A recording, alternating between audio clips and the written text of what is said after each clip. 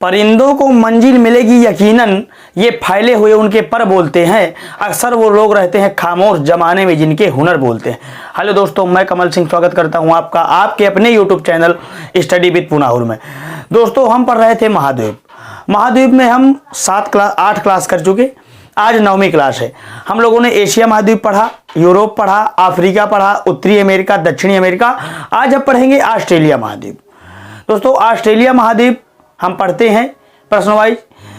देखिए, शुरू करते हैं। सबसे पहले आप विश्व मानचित्र में देखें, विश्व के नक्शे में देखें कि ऑस्ट्रेलिया है कहाँ। दोस्तों, यह है ऑस्ट्रेलिया। ऑस्ट्रेलिया, ये ऑस्ट्रेलिया। दोस्तों, मैं आपको बता दूं कि ऑस्ट्रेलिया महाद्वीप में केवल एक ही देश है, ऑस्ट्रेलिया। ऑस्ट्रेलिया महाद्वीप में केवल एक देश है, ऑस्ट्रेलिया। जो ये आसपास देश हैं द्वीपों के रूप में, अगर इनको मिला दिया जाए ये पूरा ऐसे, तो इसको कहते हैं ओशिनिया महाद्वीप। कैसे? ऑस्ट्रेलिया प्लस आसपास के देश जो द्वीपों के रूप में स्थित हैं उनको मिला करके ऑस्ट्रेलिया प्लस आसपास के जो द्वीपीय देश हैं उनको मिलाकर हम ओशिनिया महाद्वीप पूरा कहते हैं। ये केवल ऑस्ट्रेलिया महाद्वीप है, इसमें केवल एक ही देश है, ऑस्ट्रेलिया। अगर आसपास के द्वीपीय देशों को मिला दें तो उसको ओशिनिया महाद्वीप कहा जाता है। तो ओशिनिया महाद्वीप मिला करके ऑस्ट्रेलिया पढ़ते हैं। इसके बाद ओशिनिया महाद्वीप के देश भी हम पढ़ लेंगे। सबसे पहले क्षेत्रफल की दृष्टि से सबसे छोटा महाद्वीप। दोस्तों, दुनिया में मैंने आपको बताया था कि 7 महाद्वीप है। यह क्षेत्रफल में सबसे छोटा महाद्वीप है। क्षेत्रफल की दृष्टि से ऑस्ट्रेलिया महाद्वीप दुनिया का सबसे छोटा महाद्वीप है। इसमें केवल एक देश है, ऑस्ट्रेलिया। एक प्रश्न हो गया। यह प्रश्न बहुत ही महत्वपूर्ण है, आप लोग अवश्य लिखें। अगर आप ये 7 महाद्वीप पढ़ लेंगे तो ये समझिए कि विश्व भूगोल का काफी भाग आप पढ़ चुके। इसके बाद हम इनकी नदियां, पर्वत, पठार मैंने आपको बताया था। अभी हम केवल महाद्वीपों के बारे में बेसिक जानकारी सीख रहे हैं, पढ़ रहे हैं। ऑस्ट्रेलिया महाद्वीप दुनिया का सबसे छोटा महाद्वीप है क्षेत्रफल की दृष्टि से। दूसरा, किस महाद्वीप को द्वीपीय महाद्वीप कहा जाता है? देखिए, ऑस्ट्रेलिया महाद्वीप द्वीप के रूप में है। ये देखिए, हाँ, ये भी द्वीपीय महाद्वीप है, लेकिन इनका क्षेत्रफल बड़ा है। ऑस्ट्रेलिया महाद्वीप में केवल एक देश है जो कि द्वीप के रूप में स्थित है। आपको पता है द्वीप की परिभाषा, वह भूखंड जो चारों ओर जल से घिरा हो द्वीप कहलाता है। केवल एक ऐसा महाद्वीप है, इस महाद्वीप को द्वीपीय महाद्वीप कहा जाता है। द्वीपीय महाद्वीप क्यों कहा जाता है? क्योंकि ये द्वीप के रूप में देखिए चारों ओर जल क्षेत्र से घिरा हुआ है। पश्चिम तरफ इसके हिंद महासागर, दक्षिण में दक्षिणी महासागर और पूर्व में है प्रशांत महासागर। अगर हम इस मैप के पूर्वी और पश्चिमी छोर को गोल कर दें, मिला दें, तो ऑस्ट्रेलिया के इस तरफ भी प्रशांत महासागर है और इस तरफ भी प्रशांत महासागर है। उत्तरी अमेरिका और दक्षिणी अमेरिका के पश्चिम में भी प्रशांत महासागर है। वही प्रशांत महासागर जब आप मिला देंगे तो एक हो जाएगा। देखिए, प्यासी भूमि का महाद्वीप या प्यासी भूमि का देश किसे कहा जाता है? दोस्तों, ऑस्ट्रेलिया महाद्वीप को प्यासी भूमि का देश कहा जाता है। क्यों कहा जाता है? क्योंकि ऑस्ट्रेलिया में बारिश बहुत ही कम होती है, ना के बराबर होती है। इसका कारण मैं आगे आपको बताऊंगा कि बारिश कम क्यों होती है। बारिश कम होने के कारण ऑस्ट्रेलिया में रेगिस्तान, मरुस्थल बहुत हैं। इस कारण इसको प्यासी भूमि का महाद्वीप अथवा प्यासी भूमि का देश कहा जाता है। अगर प्रश्न है प्यासी भूमि का महाद्वीप तो भी ऑस्ट्रेलिया, अगर प्यासी भूमि का देश कहा जाए तो भी उत्तर आपका ऑस्ट्रेलिया होगा, क्योंकि ऑस्ट्रेलिया महाद्वीप में केवल एक ही देश है, ऑस्ट्रेलिया। ऐसा कौन सा महाद्वीप है जो पूरी तरह दक्षिणी गोलार्ध में स्थित है? 7 महाद्वीपों में केवल एक ही ऐसा महाद्वीप है जो पूरी तरह दक्षिणी गोलार्ध में। देखिए, एशिया मैंने आपको बताया था, एशिया भी भूमध्य रेखा के नीचे है। अफ्रीका को मैंने आपको बताया था कि तीनों रेखाएं गुजरती हैं। उत्तरी अमेरिका, दक्षिणी अमेरिका भी भूमध्य रेखा। ऑस्ट्रेलिया ही एक ऐसा महाद्वीप है जो भूमध्य रेखा के नीचे, पूरा नीचे, यानी कि दक्षिणी गोलार्ध में पूरी तरह स्थित है। केवल एक ऐसा महाद्वीप दुनिया का कौन सा है? ऑस्ट्रेलिया महाद्वीप। ऑस्ट्रेलिया महाद्वीप एक ऐसा महाद्वीप है जो पूरी तरह दक्षिणी गोलार्ध में, दक्षिणी गोलार्ध का मतलब मैंने आपको बताया था, जैसे पृथ्वी है, सही से बन नहीं पाई, पृथ्वी है, यह भूमध्य रेखा हो गई। भूमध्य रेखा को 0 डिग्री अक्षांश इक्वेटर लाइन भी कहते हैं। 0 डिग्री अक्षांश के नीचे वाले को दक्षिणी गोलार्ध और ऊपर वाले को उत्तरी गोलार्ध कहते हैं। ऑस्ट्रेलिया दोस्तों पूरी तरह से, ऑस्ट्रेलिया महाद्वीप पूरी तरह से दक्षिणी गोलार्ध में स्थित है। मकर रेखा, मकर रेखा किसे कहते हैं? मकर रेखा कहते हैं 23.5 डिग्री दक्षिणी अक्षांश, 23.5 डिग्री दक्षिणी अक्षांश रेखा को मकर रेखा कहते हैं। और 23.5 डिग्री उत्तरी अक्षांश को मैंने आपको बताया था कर्क रेखा कहते हैं, जो कि हमारे देश भारत के बिल्कुल बीचों बीच से होकर गुजरती है, जिसमें भारत के 8 राज्य पड़ते हैं। मकर रेखा दोस्तों ऑस्ट्रेलिया के बिल्कुल बीचों बीच से होकर गुजरती है, 23.5 डिग्री दक्षिणी अक्षांश। यह महाद्वीप पूरी तरह दक्षिणी गोलार्ध में स्थित। चलते हैं अगले प्रश्न पर। ऑस्ट्रेलिया महाद्वीप की सबसे लंबी पर्वतमाला, ऑस्ट्रेलिया महाद्वीप की सबसे लंबी पर्वतमाला तथा दुनिया की चौथी सबसे लंबी पर्वतमाला कौन सी है? Great dividing range. ये ऑस्ट्रेलिया में कहां पर है दोस्तों? ऑस्ट्रेलिया के पूर्वी साइड में, ऑस्ट्रेलिया की पूर्वी तरफ ग्रेट डिवाइडिंग रेंज नामक पर्वतमाला है, जो दुनिया की चौथी सबसे लंबी पर्वतमाला है तथा ऑस्ट्रेलिया महाद्वीप की सबसे लंबी पर्वतमाला है। ऑस्ट्रेलिया महाद्वीप की सबसे लंबी पर्वतमाला तथा दुनिया की चौथी सबसे लंबी पर्वतमाला कौन सी है? नाम है उसका ग्रेट डिवाइडिंग रेंज, ऑस्ट्रेलिया की पूर्व साइड में स्थित है। तो चौथी नंबर में है, तो 3 कौन कौन सी हैं? नंबर 1 में है एंडीज, एंडीज पर्वतमाला दक्षिणी अमेरिका, फिर है रॉकीज, रॉकी पर्वतमाला उत्तरी अमेरिका, फिर है हिमालय पर्वतमाला एशिया, फिर है ये चौथी ग्रेट डिवाइडिंग रेंज ऑस्ट्रेलिया महाद्वीप, चौथी सबसे लंबी दुनिया की तथा ऑस्ट्रेलिया महाद्वीप की नंबर 1 पहली लंबाई में। देखिए पर्वतमाला ग्रेट डिवाइडिंग आपने पढ़ लिया। ऑस्ट्रेलिया महाद्वीप की सबसे ऊंची चोटी दोस्तों, ऑस्ट्रेलिया महाद्वीप की सबसे ऊंची चोटी है माउंट कॉसिस्को, माउंट कॉसिस्को। ये थोड़ा सा गलत लिखे बता रहा हूं, माउंट कॉसिस्को। माउंट कॉसिस्को दोस्तों ऑस्ट्रेलिया महाद्वीप की सबसे ऊंची पर्वत चोटी यानी सबसे ऊंचा पर्वत शिखर है। यह पर्वत शिखर किस पर्वतमाला का शिखर है? ग्रेट डिवाइडिंग रेंज का ही, जो मैंने आपको बताया ग्रेट डिवाइडिंग रेंज, वही ग्रेट डिवाइडिंग रेंज जो दुनिया की चौथी सबसे लंबी तथा ऑस्ट्रेलिया की सबसे लंबी पर्वतमाला जो ऑस्ट्रेलिया के पूर्वी तरफ स्थित है। इसी पर्वतमाला की एक चोटी है यहाँ पर, क्या नाम है उसका? उसका नाम है माउंट कॉसिस्को। ऑस्ट्रेलिया महाद्वीप की सबसे ऊंची चोटी माउंट कॉसिस्को किस पर्वतमाला की है? ग्रेट डिवाइडिंग रेंज की है। अब पर्वत हम पढ़ चुके, पर्वतमाला कौन सी है? Great dividing range. सबसे ऊंची चोटी कौन सी है? माउंट कॉसिस्को। और ऑस्ट्रेलिया महाद्वीप की सबसे लंबी नदी, ऑस्ट्रेलिया महाद्वीप की सबसे लंबी नदी दोस्तों है मर्रे डार्लिंग। नाम है नदी का मर्रे डार्लिंग। कहां से निकलती है? इसका उद्गम होता है ग्रेट डिवाइडिंग रेंज नामक पर्वतमाला से। मर्रे डार्लिंग 2 अलग अलग नदियां हैं दोस्तों। मर्रे यहां से निकलती है ऐसे, और मर्रे यहां से और डार्लिंग नदी यहां से निकलकर इसमें मिल जाती है। तो दोनों की संयुक्त धारा को ऊपर से पर्वतमाला के उत्तरी भाग से निकलती है मर्रे नदी, और बीचों बीच के लगभग थोड़ा नीचे से निकलती है डार्लिंग नदी। और दोनों नदी जब आपस में मिल जाती हैं तो उनकी संयुक्त धारा को कहते हैं मर्रे डार्लिंग नदी, क्योंकि ऑस्ट्रेलिया महाद्वीप की सबसे लंबी नदी है। कहां से निकलती है? ग्रेट डिवाइडिंग रेंज नामक पर्वतमाला से। और इसका मुहाना इसका यहां पर है ऑस्ट्रेलिया के नीचे दक्षिण में, दक्षिणी महासागर में। चलते हैं कुछ अगले प्रश्नों पर। आपने इतने प्रश्न पढ़ लिए, देखते हैं कुछ और प्रश्न दोस्तों, देखते हैं कुछ और प्रश्न। ऑस्ट्रेलिया महाद्वीप में बहुत ही महत्वपूर्ण प्रश्न है, आप लोग इनको नोट करते जाइए, लिखते जाइए। देखिए ऑस्ट्रेलिया की ज्यादातर जनसंख्या पूर्वी तरफ निवास करती है। क्यों? इसका कारण क्या है?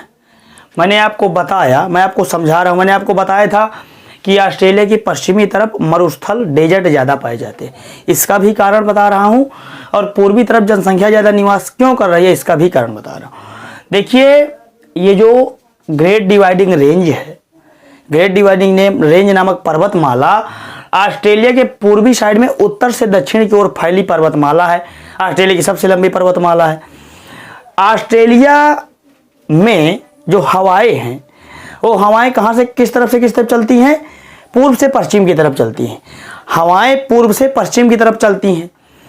तो मैंने हवाओं का एक स्वभाव होता है, ये पूर्व से पश्चिम तरफ चलती हैं और किसी ढाल से, जैसे पर्वत चोटी है, पर्वत से किसी पर्वत में जब टकराएंगी तो स्वाभाविक रूप से उनका एक स्वभाव होता है कि बारिश उसी तरफ, जिस तरफ से टकराएंगी उसी तरफ बारिश होती है।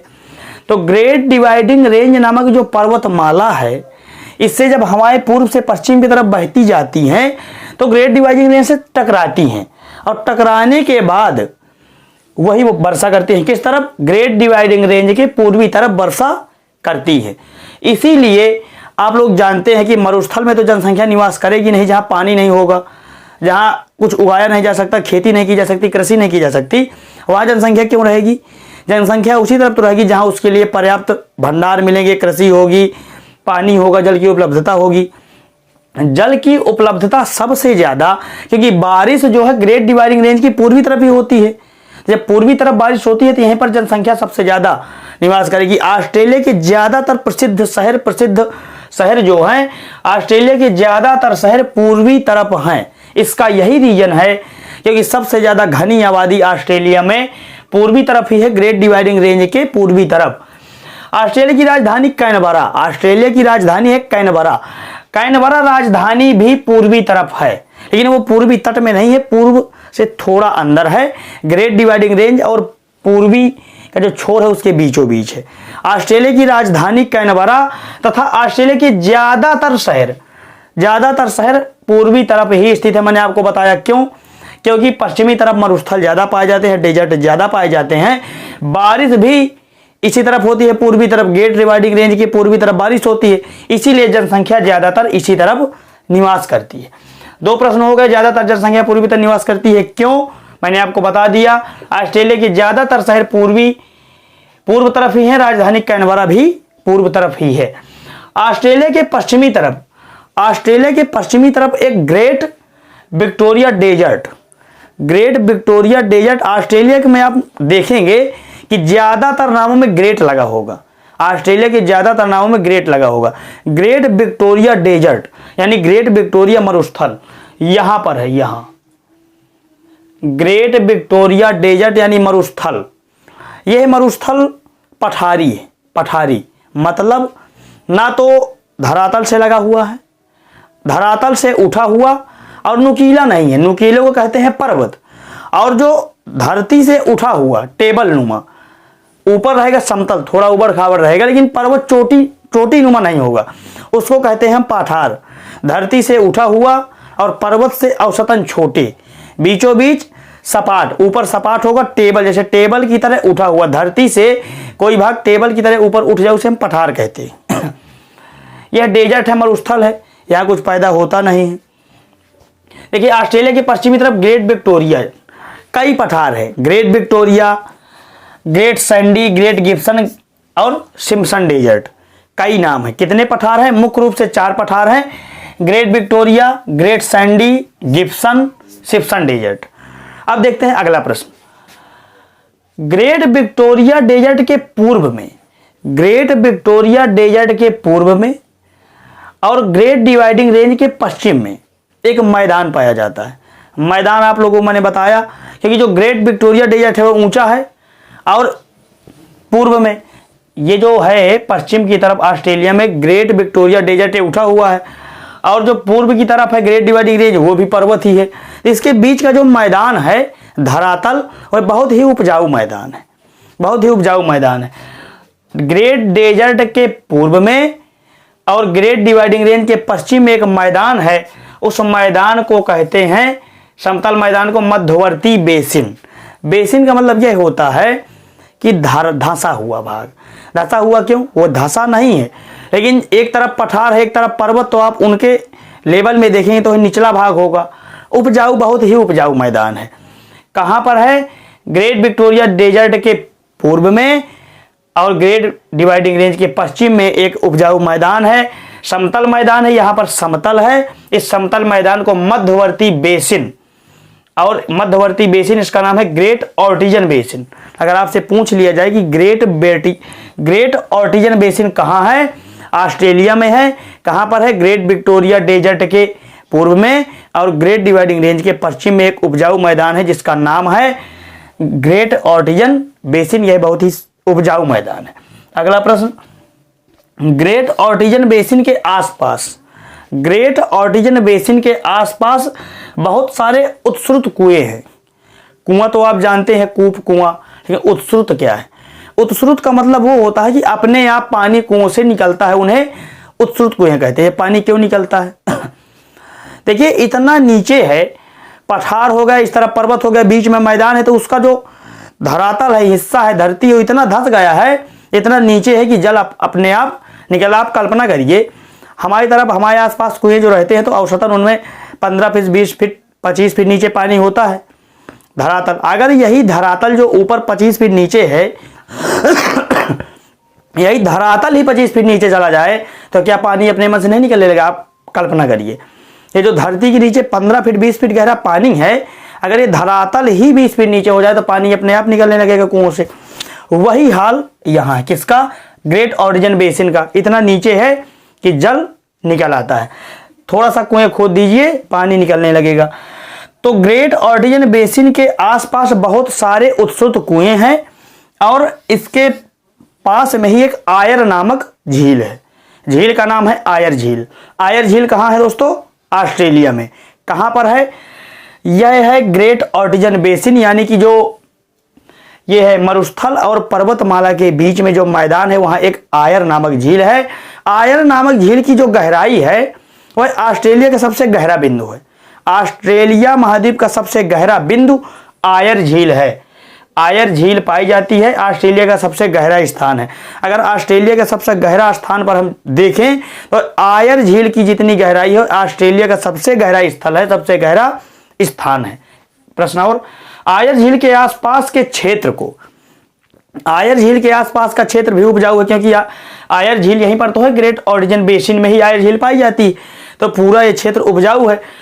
आयर झील के आसपास के क्षेत्र को डाउन्सलैंड, डाउन्सलैंड मतलब शीतोष्ण घास के मैदान, यहाँ शीतोष्ण घास के मैदान पाए जाते हैं बहुत सारे, इसे डाउन्सलैंड के मैदान कहते हैं। अगर डाउन्सलैंड का मैदान आ जाए, जैसे ऑस्ट्रेलिया में डाउन्सलैंड के मैदान पाए जाते हैं, अगर कह दिया जाए कि ऑस्ट्रेलिया महाद्वीप में शीतोष्ण घास के मैदान को क्या नाम दिया जाता है, किस नाम से पुकारा जाता है, तो उसका नाम होगा, उत्तर होगा डाउन्सलैंड के मैदान।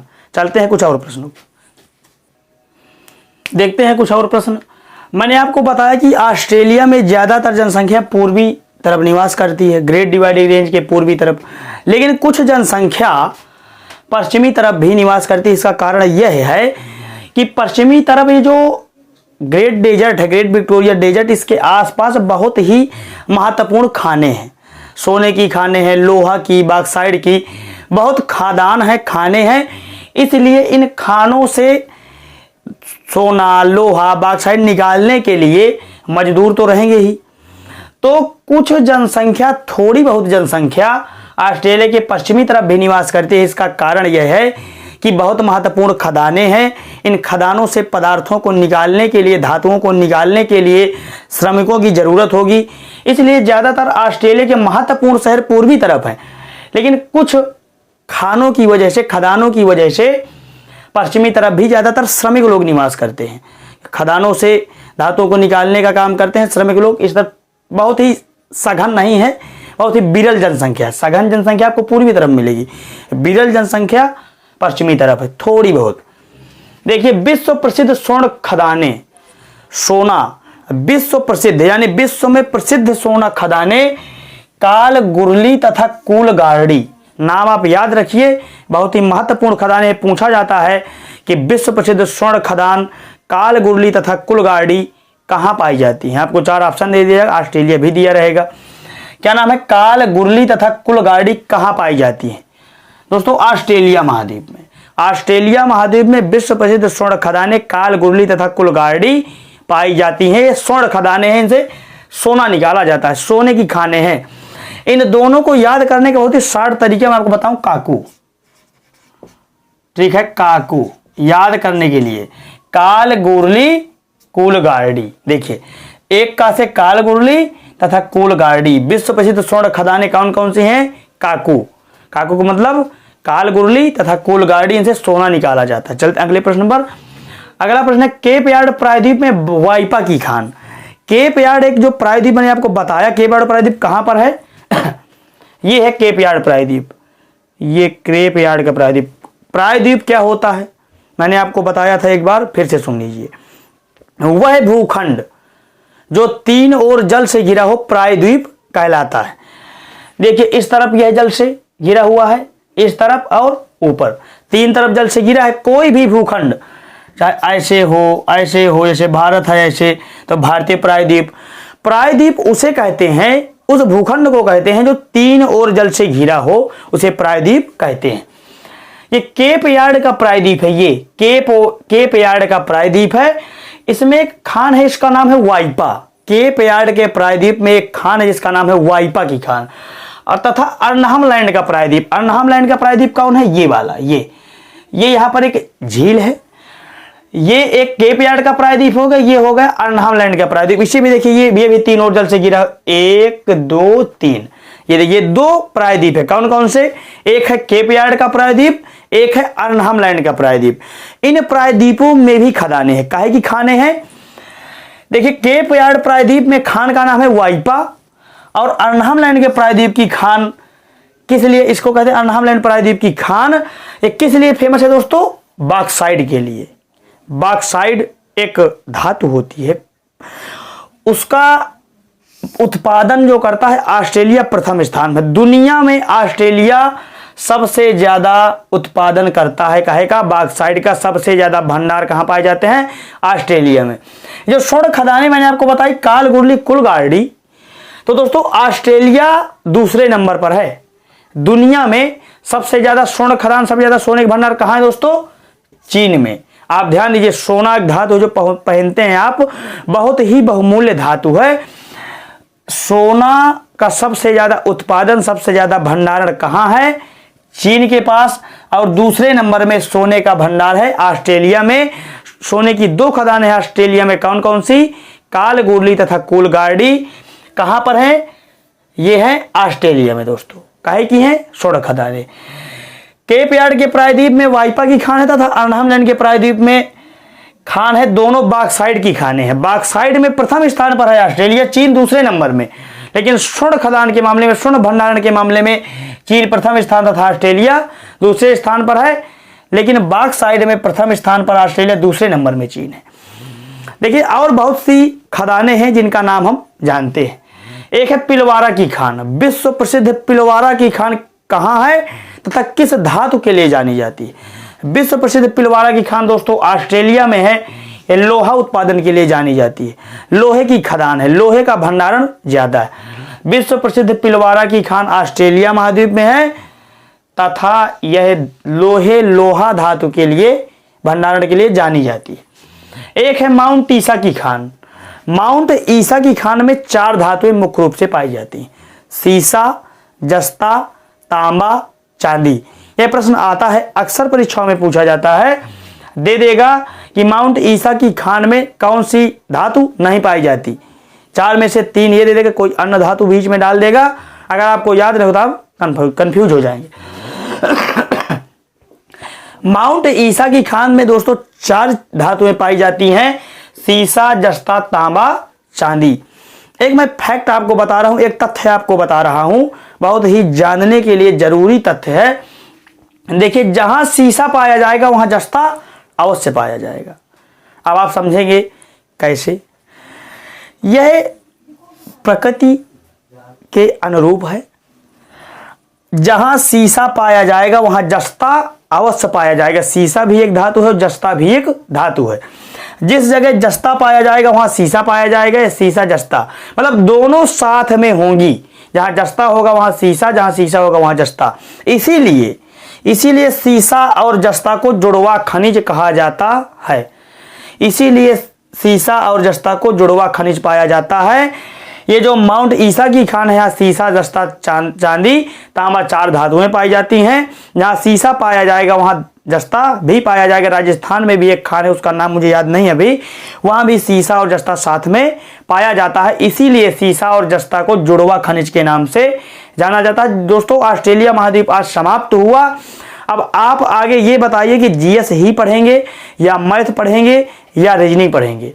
दोस्तों अगर वीडियो अच्छा लगा हो तो वीडियो को लाइक कर दीजिए, चैनल को सब्सक्राइब जरूर कर दिया करिए और अपने मित्रों को शेयर करिए। अगर वीडियो अच्छा लगा हो तो चैनल को लाइक, सब्सक्राइब, शेयर करना ना भूलें। मिलते हैं अगले वीडियो में। जय हिंद।